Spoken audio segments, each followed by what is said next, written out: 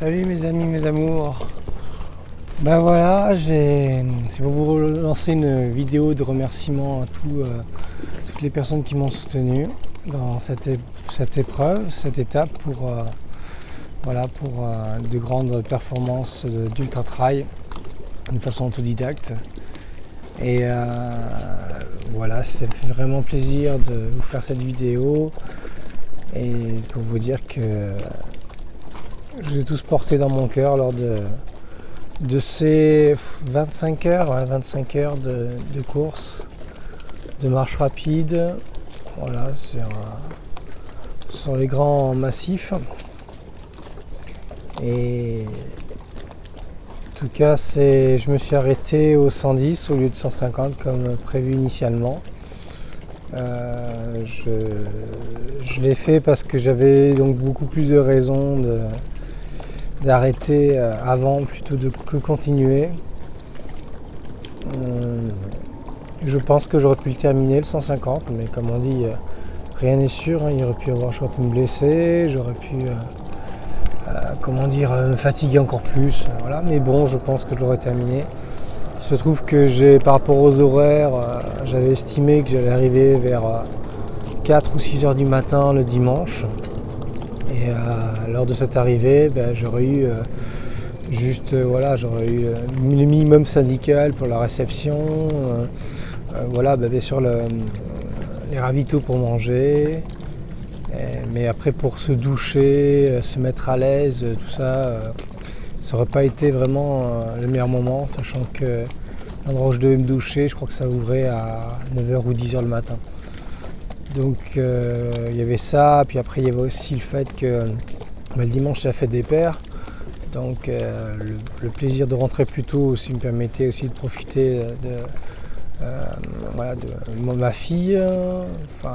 Puis après il y avait aussi, ça paraît fou, mais quand on court comme ça, qu'on soit adapté à boire de l'eau, et surtout que là c'est la première fois que je bu autant d'eau, donc j'avais un peu une overdose d'eau.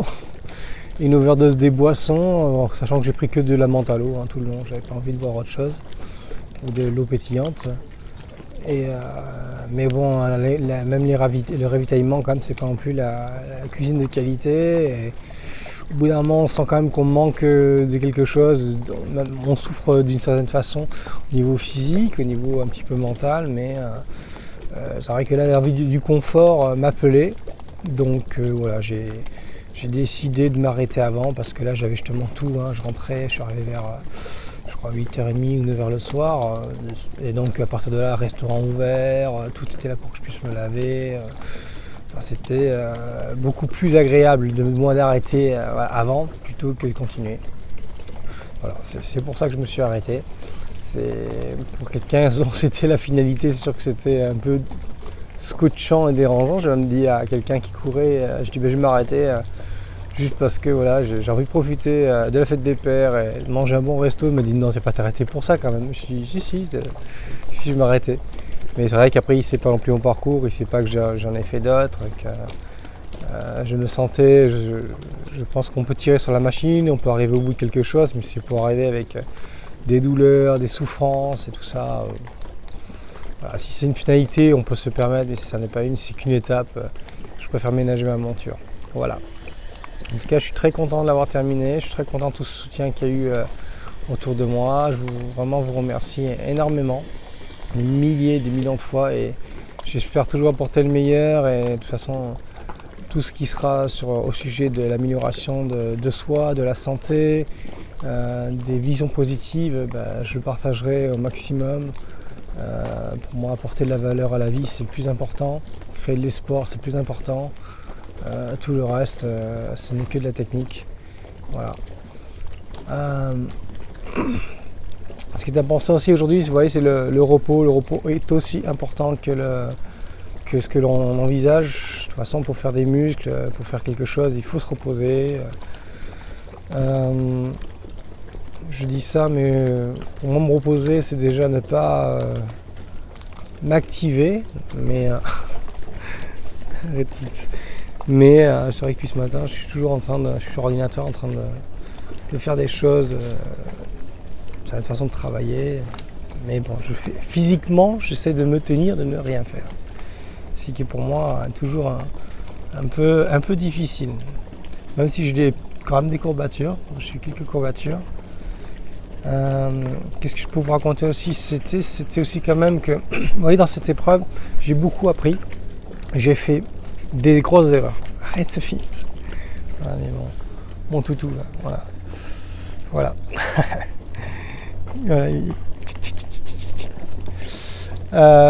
J'ai fait des grosses erreurs. Déjà, je suis parti trop vite. Je suis parti vraiment trop vite. J'ai fait un gros sprint. Dedans, il y avait donc ceux qui allaient au 110 et ceux qui allaient à 150. Et ceux qui allaient au 110, ils étaient beaucoup plus, dirons-nous, affûtés. Ils avaient beaucoup plus envie de foncer pour vite terminer.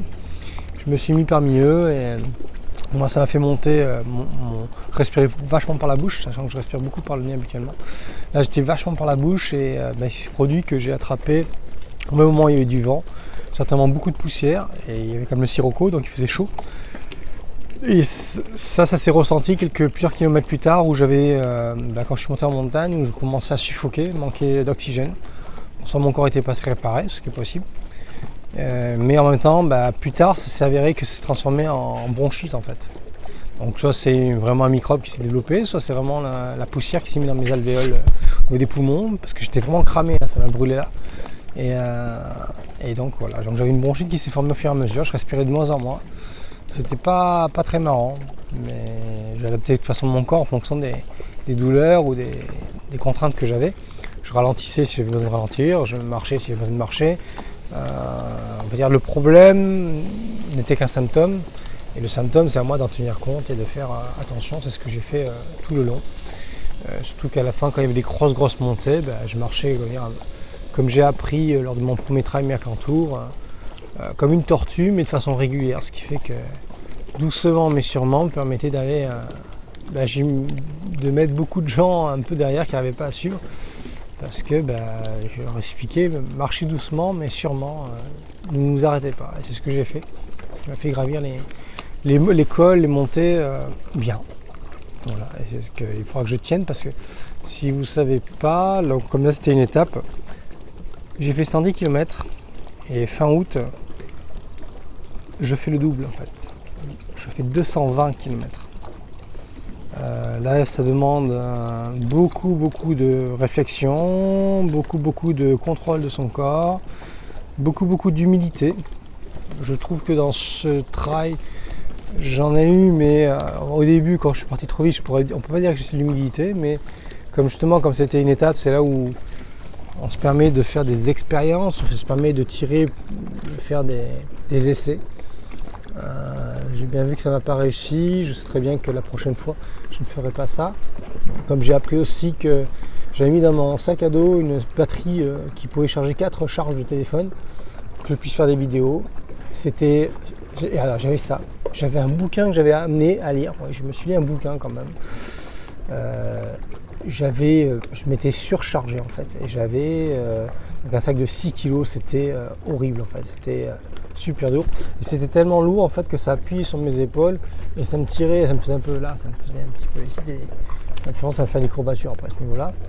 Donc la prochaine fois je pense que je vais commencer à bien réfléchir, à calculer presque au gramme près le poids que je mets parce que c'est quand même pas super sympa d'être super chargé. Alors c'est bien, on a tout, mais j'avais tout pour le froid, le chaud, j'étais surchargé. Mais là, vu maintenant l'expérience que j'ai, je vais vraiment calculer un peu plus au gramme près parce que on le ressent sur autant de kilomètres. Je suis pas chochotte, mais ça participe à la fatigue, ça participe à ne pas... Même les chocs sur les genoux quand on descend, si on est plus lourd, quand on tape plus sur le genou, si on monte, c'est-à-dire qu'on monte plus, on force plus avec ses cuisses. Et ça c'est vrai que la prochaine fois je vais vraiment bien m'équiper par rapport à tout ça. Mais oui, j'ai appris. C'est pour ça que ce ultra trail m'a beaucoup amené pour mieux réussir la prochaine fois. Qu'est-ce que j'ai encore appris? Au niveau alimentaire, j'ai mangé, j'avais quelques barres, je n'avais pas mangé tant que ça. Je n'ai pas surmangé. Ah ouais, je ne digérais pas. Franchement, dans ce trail, je ne digérais pas. Je mangeais, j'avais plus envie de salé, j'ai mangé beaucoup plus de salé. Pas de la charcuterie, hein, c'était des soupes Ouais, j'avoue qu'il y avait des soupes avec des soupes de boîte là. J'ai pris ça avec du fromage. Et a priori, je digérais pas très bien, ça me remontait, ça marchait pas. J'ai fait presque ce travail, j'ai l'impression presque à jeun. C'était pas... C'est étrange. Mais bon, je m'inquiétais pas parce que j'avais, capitalisé de l'énergie dans mon corps. Vous savez, j'ai fait beaucoup de courses avant, j'avais travaillé mon haut du corps, donc j'étais assez musclé le partie haut du corps. À propos, sur ce travail, j'ai perdu 2 kilos. 2 kilos quand même, et c'est pas que d'eau, c'est plutôt 2 kilos de muscles, comme j'ai expliqué. Le capital protéique qu'on a sur nous, sont avec les muscles quand on court, vont se dissoudre pour se transformer en énergie. C'est exactement ce qui s'est produit, puisque j'ai bien perdu. Par contre, c'est le premier travail où je bois autant, j'ai bu, mais les quantités, alors pourtant je me gère beaucoup, je tiens très longtemps sans boire ou très peu, et là, vu la chaleur qu'il y avait, je sais pas, il devait faire... je sais pas combien de degrés, mais plus de 26, 27, 30, je sais pas. Il faisait super chaud, ou j'avais super chaud. Je passais de l'état de super chaleur à l'état d'hypothermie, parce que des fois je tremblais, mais comme ça.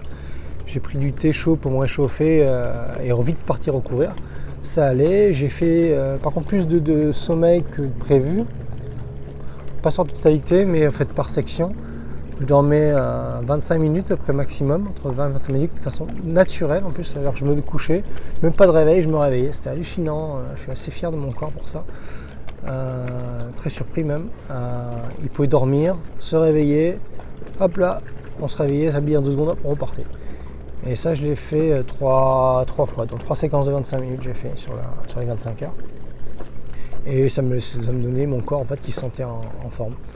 C'est pour ça que quand je suis arrivé au 110, j'avais quand même un état physiologique, bien que non, il n'était pas encore courbaturé encore. Il était bon. J'ai eu un problème de chaussures aussi. Pourtant les chaussures sont bien, mais la crème que j'avais mis au milieu, je la trouvais pas dans mon sac. Elle y était, mais je la trouvais pas. Et ça m'a déclenché commencé à faire des petites ampoules sur mes pieds. Et commencer les ampoules, c'est pas toujours marrant. Quand c'est que le début, c'est pas grand chose, mais ça peut vite dégénérer. Et donc là, j'avais un petit problème au niveau des pieds qui n'était pas agréable. Voilà. Je dis, si c'était une finalité, j'aurais pu terminer avec ça, mais comme c'était pas une finalité, j'ai pas pu forcer cette bêtise. Donc la crème, je l'avais pas mis. Enfin, j'ai voulu la mettre, mais je l'ai pas trouvée dans mon sac. Ça chamboule à mon avis dans le sac, même si c'était bien rangé, ça chamboule. Et je l'ai pas trouvé, mais c'est pas. La prochaine fois, elle y était, donc je le saurai la prochaine fois que je l'oublie pas, en fait, elle est là. C'est une crème qu'on appelle la NOC, qui est assez superbe, qu'on met sur tous les endroits de frottement, et c'est vraiment efficace. Voilà, donc j'ai réussi mon étape. Les prochaines étapes, j'avoue que je ne les ai pas encore bien planifiées. Je pense que ce sera beaucoup des formules de montagne. J'aimerais bien faire des formules de montagne avec des 45-50 km pour entretenir ma machine, travailler aussi le moins d'oxygène. Autrement, je travaille aussi peut-être de l'anaérobie, moins d'oxygène, donc peut-être aussi faire de l'apnée. Peut-être que ça va faire des efforts en faisant de l'apnée. Ça peut aussi beaucoup m'aider pour la suite. Voilà. Donc il faut que je fasse une planification de la suite avant le 22 août, je crois, le 22-23 août, dans les Pyrénées, pour 220 km, 12 500 de dénivelé. Ça va être de la folie, c'est ce qu'il y a de le dire. Mais j'ai pas l'intention de m'arrêter là, parce que c'est toute une question de gestion, comme dans tout dans la vie, et c'est ce que j'essaie de vous apporter, de la gestion. Rien n'est impossible si on sait s'écouter, faire attention, travailler avec, utiliser tous ses muscles, toutes ses particularités, apprendre tout le temps, observer. Voilà. J'avoue que là sur ce ultra trail aussi, j'ai été seul. Je me suis pas mis avec personne. Alors que la première fois j'avais fait ça avec d'autres personnes. Là j'étais plutôt seul, je parlais quelquefois avec quelques personnes, mais je trouvais personne avec un rythme qui était quasiment le mien ou qui me correspondait. J'ai fait une petite session derrière quelqu'un, mais ça n'a pas duré très longtemps. Et voilà. Donc c'est vraiment un travail qui a été fait avec vous plutôt dans mon cœur, dans ma tête. Ça n'a pas du tout soutenu avec quelqu'un sur place, donc je vous remercie 1000 fois de votre présence, de votre soutien, de votre suivi. Allez, sur ce, ciao!